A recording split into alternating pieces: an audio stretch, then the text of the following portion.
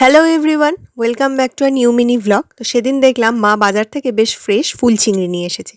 চিংড়ি মাছ এমনই একটা জিনিস, ছোট হোক বা বড় হোক, সেটা ভর্তা বানালেও টেস্টি লাগে, তরকারিতেও টেস্টি লাগে। আর এটা তো হবে বড়া।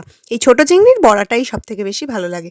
তো কিছুই না, দেখো চিংড়ি মাছটা ভালো করে ধুয়ে নিয়েছে, তার মধ্যে বেসন পরিমাণ মতো আর অল্প করে একটু ময়দা, তারপর পেঁয়াজ কুচি, আদা রসুন, কাঁচা লঙ্কা, ধনেপাতা আর মশলার মধ্যে ধনে গুঁড়ো, জিরে গুঁড়ো, হলুদ, স্বাদ মতো লবণ আর মা একটু ম্যাজিক মশলা অ্যাড করেছিল। ব্যাস এই দিয়ে ভালো করে মিক্সড করে নিয়ে যে যার পছন্দ মতো শেপে, কেউ চ্যাপটাও করতে পারো, আমরা সেদিনকে গোল গোল করেছিলাম। সত্যি বলছি, খেতে যে কি অপূর্ব লাগে। ওই যে বললাম, চিংড়ি মাছটাই এমন, নিজে এতটাই টেস্টি যে যে রান্নাতেই যায় তার টেস্টটা এনহ্যান্স করে দেয়। যদি আওয়াজটা শোনাতে পারতাম তাহলে বোঝাতে পারতাম যে কতটা মুচমুচে হয়েছিল। তো লাঞ্চে কী কী ছিল দেখে নাও। ভাত, লেবু, আর এখানে ছিল বড়ি দিয়ে পালং শাক, ফুল চিংড়ির বড়া আর বড়ি, আলু, ধনেপাতা দিয়ে রুই মাছের ঝোল। Thanks for watching. দেখা হবে নেক্সট শর্টসে। টাটা।